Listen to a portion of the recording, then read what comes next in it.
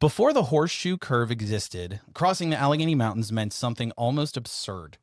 Canal boats were lifted up a mountain on inclined planes hauled by stationary steam engines section by section. It worked, technically.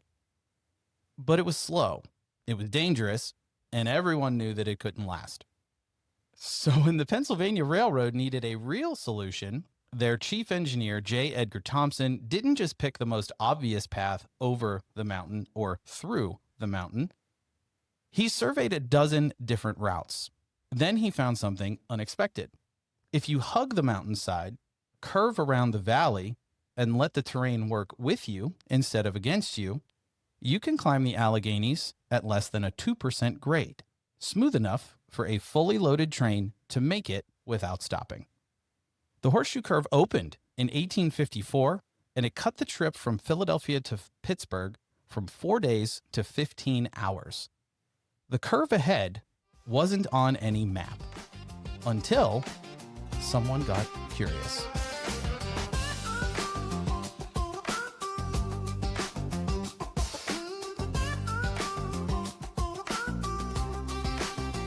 Welcome to the Curve Ahead podcast presented by the IU8. I am your host, Matt Carabinos.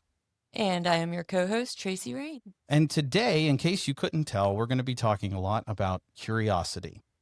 And we introduced our curve framework in our last episode, and the first letter of the curve framework is C, which has to do with curiosity.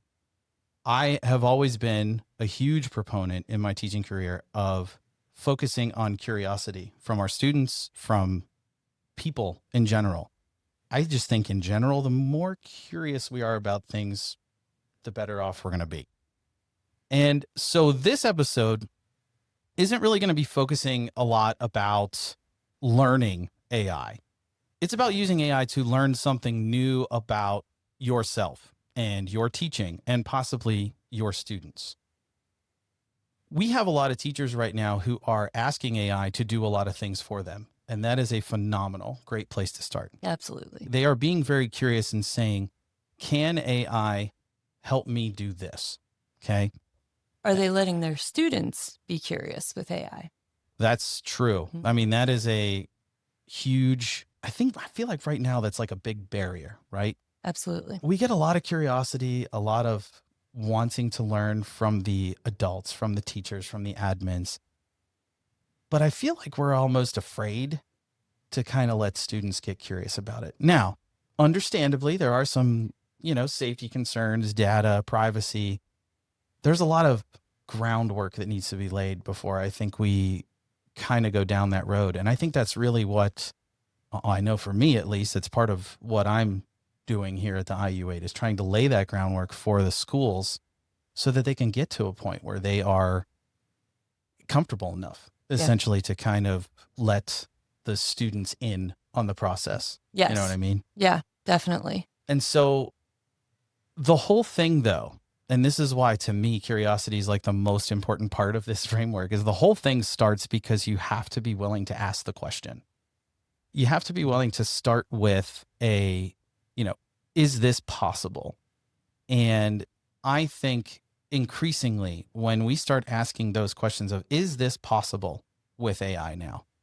I think you're going to find a lot of teachers, I know this happened to me, but a lot of teachers are going to get super reinvigorated because they're like, oh my gosh, I didn't think you could do that. Oh, I didn't know you could do that. Yeah. There's definitely a lot out there that people don't really recognize. They think it's just replacing text for them or writing something for them. The old school, like autocomplete version, right? Yeah. Do absolutely. this for me. Do that for me. Which again, I'm not knocking, but that is a great place to start like that. But that's what it starts with, right? Yes. It starts with that, like, can it do this? And once you're like, oh yeah, I created that quiz really easily, or, oh yeah, I created that worksheet really easily.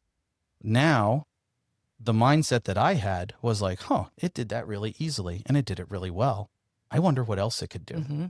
The rabbit hole. The rabbit hole, 100%. The rabbit hole of curiosity. Speaking of rabbit holes, Wikipedia, I feel like was a place that was born out of the idea of rabbit holes. Okay. I love sharing little personal anecdotes about my life and my wife. She probably won't listen to these episodes, so she may never know. But one of her, I call this like a superpower for her, is her level of curiosity. When we are watching something, when we are, doing a new TV show or her favorite documentaries, we love watching documentaries about crazy things. But when we see something on the TV, you're like, I didn't know that. Or, I wonder what led to that. Or I wonder whatever. My wife immediately, without like delay, she's opening her phone. She's going on Google. She used to just be straight Wikipedia from her computer, but now it's just like Google. And now she relies on an AI tool named Perplexity, which is essentially an AI powered search engine. There's your little, go check that out if you haven't. But nice. She uses Perplexity. She asks the question. And what's great is Perplexity always has pathways to go. And much like we see with a lot of AI programs, there's always questions at the end, right? Do you want me to do this? Do you want to go down here? Whatever. It opens the rabbit holes deeper. See, on Wikipedia, you had to click on the blue text and you had to go to this thing, go to that thing. And then you were learning about something new and then you were doing something new. Now with AI, I mean, it's like choose your own adventure. Like how far down do you want to go? And, something we'll probably talk about more on this show going forward, like AI will just keep going. I mean, we just keep going and it's programmed that way. This is part of the lesson that we have to get our students to understand before they engage with these tools is like very similar to social media. The algorithm of the AI is meant to keep you there as long as possible. Right. It's meant to keep asking you questions so that you keep interacting with it. You're like, that is a cool idea. I never thought of that. And now you're going off. And by the time you're at the end of the conversation, you have no idea where you actually started the conversation. So rabbit holes, right? Rabbit holes are important for learning.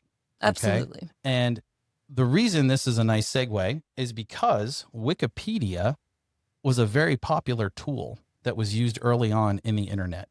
And it was always talked about, I remember in school, don't use Wikipedia as a source. Okay? It was always, don't use Wikipedia as a source.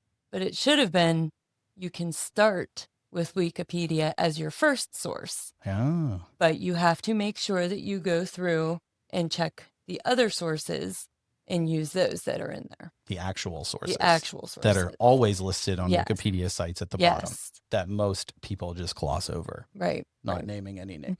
But so it was a technology that was used early on. Yes. And so you're going to give us a little, I know this is part of your thing because you just did this in a presentation. I did. That we were at the PAIMS conference. And I'd love to hear your discussion here. So it's interesting that you said that about your wife and about Wikipedia, because the thing is, Gen Z, who is now majority in the workforce, they don't know a world without Google. So they are used to diving in and going, oh, well, I'll just look that up. Whereas some of us older folks, we have to think about it before we do it. Mm-hmm. That's just what they do. Because again, Google was 1998. I know, we're old. And so they're in the workforce. That's what they're used to doing. Gen Z is on their way out of school. Gen Alpha is on the way in. They are 15 and under right now. Okay. So they make up the majority. And they don't know a world without Siri or Alexa. They've been talking to them since they were 2 and 3 years old. Yeah. Which, by the way, Siri and Alexa are versions of AI. Yes. In case you didn't know. So that's what a lot of discussion early on when I would talk to people about AI is you never realized how much AI is actually already used in the things you use. Yes. Siri and Alexa I learned this. Here you go. Here's your little understanding nugget, your little nugget for today is Siri and Alexa are what are called narrow AI, which means they only focus on something very specific and very narrow. So for example, Siri is really great at doing stuff in your phone. Okay. Like it will help you find things in your phone. It will help you do things in your phone. It is not good at like answering questions. Even with the ChatGPT integration that it has now, it is not great at answering your question. It'll just point you to like web sources. Right. It'll essentially do a search and be like, here's the top 3 results of your search. Yeah. So it was not built for that. It was built for like, I want to do things on my phone locally. So it's narrowly focused. Alexa, same thing. with Amazon products, right? It can help you shop. It can help you, Amazon Music. It can connect your, Prime Video and all that stuff. You can connect all that stuff together and do stuff within the Amazon ecosystem. So narrow AI is like narrowly focused. But so while Gen Z and older would Google for themselves, Gen Alpha just asks Siri and Alexa. As you just pointed out, it narrows it down for them and gives them the top whatever sites that they can be looking at. Exactly. Did you know that we started a new generation in 2025? No. Yeah. Generation Beta. Beta. Started in 2025. And you know what they're not going to know a world without? AI. That's right. They won't. Yep. And I mean, big time, because AI was what, 2022 ChatGPT? If we are starting, most people equate the beginning of generative AI, which is the AI that everybody knows and talks about now, with November 2022, ChatGPT came out. Right. They kind of changed the game. Yep. So 3 years older than the generation that's coming in, which means they're going to pick it up very quickly. They're going to know it very easily. It's not going away. No, it is not. So so that's our generational, what we are looking at in school and what we can prepare for coming through school. And a couple other ones, just because this is a throwback that I think not a lot of people remember when you brought it up. Ask Jeeves. Ask Jeeves. Like before Google search, right? Yep. You had Ask Jeeves, which essentially that's what it was supposed to do. You also had Clippy. There's like a Clippy fan club that exists in the world, right? Okay, so and I've watched a lot of people create custom GPTs or Gemini gems where they recreate the job functions of Clippy just in a chatbot form, and it's just so funny. So for the generations that are way younger than us, do you want to explain Clippy? Listen, I am pretty sure that Clippy was named that way because it was a little paperclip that popped up on your Word document. Okay, it was a Microsoft thing. And it also helped with things like clip art and just asked you general questions. I answered general questions about spell check about your document. So again, very narrow AI because it's only focused on what can Microsoft Word do and what can it do within the context of your Word document that you're currently working on. Right. It wasn't writing for you. It was adjusting your spelling, and that was pretty much it. So that was kind of like the dawn, right? But the reason that we bring up this generational discussion is because it brings us to this point about curiosity. Right now in schools, a lot of schools, teachers, people in general are treating AI like the other forms of technology that have come and gone in school. And we hear the analogy all the time about the calculator. Yes. The calculator disrupted math education. It was cheating. It was cheating, right? Kids are going to get, I've seen so many where they paste the articles from newspapers that were talking about how negative of an effect this is going to be on society. The calculator. Okay. If you took those out of context and you put them just out there today, people would assume that you're talking about generative AI. Yep. But it was actually about the calculator. And I believe the same thing was done about the internet. Same thing was done about the typewriter, the TV, the television. Right. So absolutely every technology that comes in, it's going to change things. Right. And so we get numb to it, right? Oh, here's Gen AI. Okay, cool. It's like the next thing. All right, cool. Some stick and some don't, though. It's true. That's true. The internet didn't go away. That's true. People thought it was going to, but it did not. That's true. True. So and I like that analogy better. AI is more closely related to the impact of Google and the internet than it is to the calculator, I would argue. With that being said, this whole discussion of curiosity and how do we handle this AI do we handle it as another technology that's coming and going? What do we do with it now that it's here and it's unleashed on everything? I believe right now there is no app or website out there, very few, that do not have some sort of AI chatbot built in. Because they're behind. They'll be behind if they don't. Right. And there are, again, we'll talk more about that, but What I want to do now, something a little unique, we're going to share the scene. I prefaced this at the end of the last episode, and it's going to happen right now. So we're going to watch a scene, probably the number one replayed scene from the show Ted Lasso that was on Apple TV. One of my favorite, not one of, my favorite television show ever. I learned a lot from Ted Lasso, and you could tell it was written by a millennial. We'll just put it that way. You can tell it was written by a millennial. So we're going to hear this quote that pretty much formed the basis and foundation of me as a teacher. So let's listen to that. You know, Rupert, guys have underestimated me my entire life. And for years, I never understood why. It used to really bother me. But then one day, I was driving my little boy to school, and I saw this quote by Walt Whitman. It was painted on the wall there. It said, "Be curious, not judgmental." I like that. So I get back in my car and I'm driving to work, and all of a sudden it hits me. All them fellas that used to belittle me, not a single one of them were curious. You know, they thought they had everything all figured out, and so they judged everything, and they judged everyone. And I realized that they're underestimating me. Who I was had nothing to do with it. Because if they were curious, they would ask questions. Questions like, have you played a lot of darts, Ted?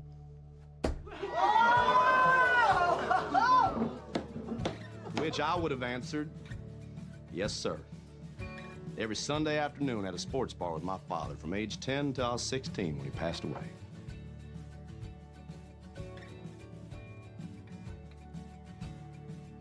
Barbecue sauce.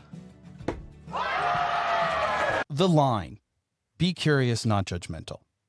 Okay. What does that mean to you? What pops in your head? Like, what do you think of when you think of be curious, not judgmental? Jeez. I know. I did put you on the spot. I didn't know we were going to go there. Be curious, not judgmental. I think it's more about just being open-minded about what you're learning. So often we are not open-minded. We already have it in our head how we want something to go or what direction on the curve. Mm-hmm. Nice. And when we ask questions, already having an idea of what we think the answer is going to be. Yeah. And so being curious, not judgmental, I think opens that up to, I don't know what the answer is going to be. I want you to help me understand it. Yeah. And like, it was the foundation for my entire teaching practice. Like, it's how I functioned in my classroom. Every decision that I made that was for the class as a whole, I let students have input. Here's the 3 rules. I actually got away from classroom rules. I went into classroom norms. Yep. And I said, here's the 3 classroom. I had to explain what a norm was. Of course. They're thinking like, who's Norm? It wasn't the guy on Cheers. No, it wasn't. Or Norm McDonald. We actually created a norm. Maybe, I know I have a picture of Norm, but I had some very talented artists in my 6th grade class right before I left. And we created a version of Norm that combined the 2 candy loves of the 2 6th grade teachers. She loved Nerds and I loved Skittles. And so Norm was a amalgamation of Nerds and Skittles kind of thing. And it was really cool to see it brought to life. But the whole thing is letting people in to the process, being curious about where other people stand, right? And not judging them for where they stand. And I think with our current, climate, political, social, everything involved, a lot more of the be curious, not judgmental would go a very long way. The whole not judgmental part is also the most difficult part. It is. Mental health professionals would all agree it is really hard to not judge. Yes. It's almost like we are pre-trained to judge, like immediately. We have so many interactions and reactions that are just like involuntary. And judgment is usually one of the first things that happen, you know? And so that's why it's one of the hardest to get beyond. So this steers us, how do we build curious learners? So like, how do you build curiosity in your classroom? So I gave one, example in my classroom, which was showcasing the fact that I don't make all the rules and just say you have to follow them. I am curious about what you think the rules should be. What do you think norms should be? What's important for you? in this context, in this situation. So I'm curious always about how kids think and what they feel about different things. So like, what do you think about that? So like, where does curiosity come from? How do we promote it? Like, what do you think? So in my classroom, what I would do would be, I would tell them, this is the standard. This is what you need to show me. Mm-hmm. I don't care how you do it. It's up to you. You decide. You want to do a video. You want to do a slide deck, do a slide deck. You want to write a paper, write a paper. As long as you can show me this, that's what I need to know. Mm-hmm. And they would love it. Occasionally, I would even let them pick their own content to match. You knew I was going there. Mm-hmm. Their content to match it. You need to write a character analysis. What do you want to use to write this character analysis? And that was where I was able to spark the curiosity in them. And there's this stereotype that I hear a lot about, that curiosity gets stunted or shut out after grade 2, which... 2? Oh, I thought it was 4. After grade 2. Well, they say, and I'm using the, I'm not supposed to say they, but right. Anecdotally, the idea is that once students, here in Pennsylvania start 3rd grade, that's when testing begins. Testing kills the curiosity. And so there is this argument along that line of thinking, which is exactly what you said, is that because we've instituted this whole testing system that we have, it doesn't lend a lot of space for curiosity. Right. Because you have to cover all these things. You have to do it by this time frame. Have to. So when you have tos and not shoulds, you're essentially removing the curiosity from the equation. Right. And so the question is, and I think we've come far enough here, I think every educator in the entire universe, not just the world, the universe, okay, or multiverse, would agree that we should be doing more things in school that build human-centered skills. Human skills. Yes. Human skills. Like, I'm going to go with I know ISTE used these, but they kind of, the 4 C's, right? Critical thinking, collaboration, creativity, and communication. Okay. You know what all that sounds like to me? Some student-centered learning. Too. That's exactly what it sounds like, right? Yep. There's this big thing of student-centered learning, pushing these human skills, and so many teachers respond the same. I was in the same boat.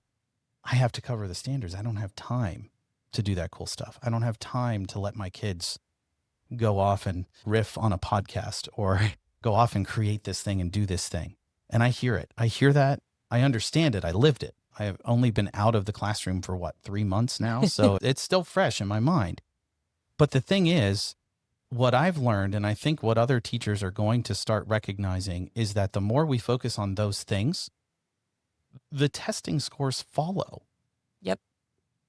Because they are generally more curious, and they are more apt at finding information. Well, and the engagement goes way up. Correct. When you start doing those cool things. So let me ask you this. Okay. I'm on the spot now. I love it. Is it possible for AI to help teachers put those 2 things together? The cool thing that they want to do, meeting the standard that they need to meet? Well, I'm glad you asked. It's almost like we planned it. But yes, as a matter of fact, it is. One of the things that I've been trying to share with teachers out there is that you can use AI more than just do this for me, build this for me. Right. You can use it to reshape your entire lesson. You can use it to rework your entire way of doing your pedagogy. Yeah. Okay. I've never heard pedagogy talked about so much as I have since AI has been introduced. Like, I learned it in college and forgot about it. And then all of a sudden now with AI, there's all this talk about pedagogy. And I'm like, oh yeah, I remember learning that in college. Well, now it's front and center. How are you doing the teaching, right? Student-centered is a huge thing. Project-based learning is a huge thing right now. Both of those styles of teaching lend themselves to human skills. Human skills are required to do those things. Yes. With worksheets, with quizzes, which are sometimes still important, but with those things, you are not covering as many of the human skills, right? I have this, I don't even know if it's a hot take, but I have this idea in my head that ironically, AI is going to force us to communicate more with each other than we ever have before. I can see that. The reason is because right now teachers are running up against a wall. Mm-hmm. Kids are using this to do work for them. The teachers haven't had enough training, right? Which is part of the reason why we're here at the IU8. So if you're in need, here we are. But so then, and they're not comfortable enough to like teach kids how to use it because they themselves are not comfortable, which is understandable and probably safer, a good bet. But like we can do things differently. We're able to do things differently now. That's what I keep trying to showcase, is that you don't have to do things the way they've always been done now. It may have taken you forever to build an escape room, to come up with clues, to do things like these wild, extravagant. It would take you forever. Yeah. It's not going to take you forever now. Like it's more accessible to more people, to more teachers and more students. And Matt, behaviors are going to change because we do hear a lot about behavior. All the time. Yeah. Because the students aren't engaged, which is what we hear. Can't get them engaged. So they're misbehaving, and then the misbehaving leads to less engaged. I mean, it's a whole cycle. But once you start getting them more engaged because you're using lessons with more creativity, yeah, then those behaviors are going to drop off because they're going to want to be there and they're going to be more engaged. Right. And you're empowering them to work towards having a better school day. Absolutely. And again, like the benefits all around, right? Yeah. For the teachers, for the students, the benefits there for everybody. And not to mention, and I can speak to this from personal experience, I just switched to a completely different job, right? This job, still in education, but the whole workflow, the whole workday, the whole idea of this job is completely different than teaching. 100%. I was really good at teaching because I could do things off the cuff. If some crazy thing happened, I was able to adjust. That's the summer camp counselor in me. So like I was able to adjust. I was adaptable. I was flexible, right?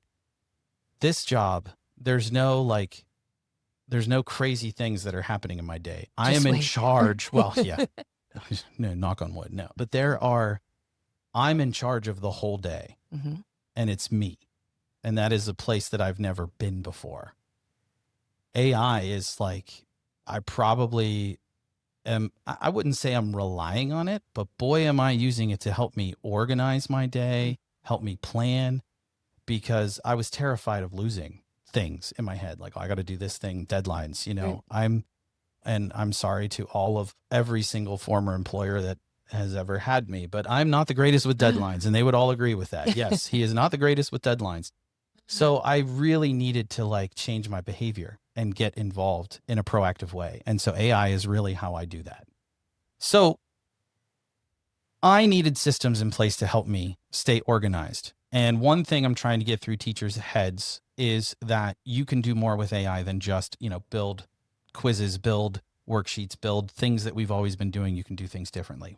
Well, Matt, how do we do that? Right? How do we do that? How do we put that together? I'm curious. Yeah, I'm glad you're curious. I hope the audience is curious as well. When you are prompting your AI of choice, okay, the most popular models right now, ChatGPT is still the number one used model on the market, over 900 million users a day. Wild, right? Yeah, that's a lot of people. Anthropic's Claude just shot up the list with recent news and events. So people are more curious about Claude. Claude is # one of my favorite. And we also, the one that is, I believe, most popular and should be the most popular for our schools in this region is Google, Gemini. Most of our schools are Google schools. So Gemini is included, for free. You get like essentially a pro version for free, which is wonderful. Yes. Copilot offers the same thing through Microsoft. So if you are not sure, check with your district. If you are either a Microsoft or a Google school, you can probably have one of those plans going for you. They are free. They are no cost to your school district. So, and they are a wonderful place to start. So you go to your AI model of choice, whatever that may be. One of the first things I like to do in a prompt is I always make the AI an expert. So when we prompt, by the way, that means that I am telling the AI what I want it to do. So in the chat window, I'm typing a prompt, which is what I want the AI to do. Okay. That's a whole lesson in and of itself, but we're just going to stick with the basics here. I give it a role. So I tell it what it is acting as. Okay. So if I am building a PBL lesson, or I want to make a PBL lesson, or I want to make a student-centered lesson, I would say you are an expert in student-centered learning or project-based learning or both, and educational practices and whatever topic you're teaching, fractions and blah, blah, blah, for sixth graders. You add in all that context right off the bat.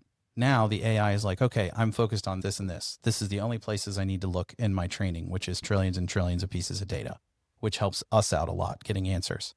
Next, you tell the AI what you want it to do. So what are you trying to do? So what I'm trying to push you to do is I'm trying to get you to do a lesson differently. So you already have a lesson. Upload the lesson. There's always a little plus sign. You can just upload your lesson right there. Just put your lesson plan in and say, hey, I teach this lesson and I've always done it this way. Just explain what you've always done and how the lesson works. It'll pick that up from reading it and say, I would like 3 to 5 different ways that I could present this lesson based on, and you pick like student-centered learning, project-based learning, or a mix of both, or whatever, like whatever pedagogy you want to use, throw it in there. I want to present it in this way. And I want new ideas on how to present this lesson and how to put this lesson on, okay, for the students. So that's the task. And then you tell it how you want that as a format. Do you want it formatted exactly like the lesson plan that you put in there? Because it'll rewrite the whole thing to make it look exactly like your lesson plan you did. What I've seen is when you ask it for the 3 to 5, it's just going to give you 3 to 5 ideas. And then you say, okay, I like this one. Let's build it together. That's the key. Let's build it together. So once you find the option you like, let's build it together, or help me build this. Okay. And it's going to give you the whole thing. It'll probably do the whole thing for you, but it's up to you as the human and the one who knows your class that you're teaching. Is that lesson going to work? What needs to be changed about it? What parts of it need to be changed? So on and so forth. So that whole process right there, role task format for prompting, and you do, I love using this word, you iterate. Iterate. You keep going. Yes. You don't just sit and say, oh, here's the one lesson it picked. I'm just going to copy and paste that.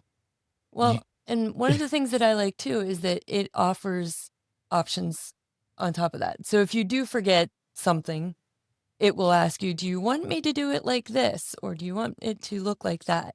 And that's what I like, because I usually start very basic. Everything that you just said is a fantastic way to start. And I always forget something. But it always says, hey, by the way, do you want this? And I love that. Yes. And so there, for you teachers, admins, everybody out there, that is a wonderful place to start with AI, is with the curiosity. Can this lesson turn into something different? It can. Yes. Everybody knows it can. Right. You know that there's a million different ways that you could present your lesson. There's a million different things you can do. I think one of the examples, I deleted it out of here, but one of the examples was about the Civil War. And it was like, instead of giving your kids a quiz or a paper or whatever about the Civil War, have the kids create 2 chatbots that would argue against each other. Yes, I love that. Yeah. And do that for any event, right? Yep.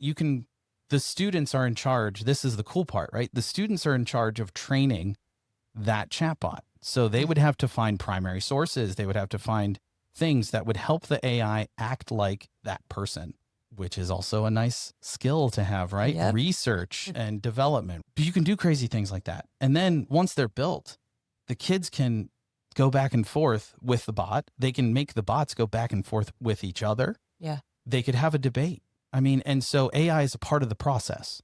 You know, again, it might take a while for us to get there. And I understand. That's like, again, that's why we're here, right? Our goal is to try to help the schools and the teachers feel comfortable first. Then we can go to the students. And I know the students are like, oh, of course, here we are always at the bottom. But, you know, I mean, I would love to start there. And well, I can tell you that Gen Alpha is going to be helping teachers too. They're going to be starting there, right? They're coming into the conversation already there. Absolutely. And so all of these things that we talked about today, right? You don't have to use AI just as an efficiency machine. That's wonderful. That's a great place to start. It helps teachers big time. But you can start to use AI to help you shape and change the way that you do things. And I like to, in my personal AIs that I use, my Claude, my Gemini, ChatGPT, all of them, I have custom instructions. So you can go into your settings and change custom instructions so that every time you talk to it, it follows the rules that you put in to your custom instructions, which is really helpful for context, right? Mm-hmm. It learns about you and your patterns through the more conversations you have with it. If you turn on memory, or as Google calls it, personal intelligence, if you turn those things on, it'll learn from context about you. The more you talk to it, the more it learns how you are, how you like things, how you like to see things. I don't know if it needs to know that much about me. Well, you can turn it off. So if you're not curious about what AI thinks about you, you can turn it off. But these things are all the things that are available, right? And pushing our thinking as teachers forward. Because I think we all will universally agree that something needs to change. Yes. Something about education needs to change.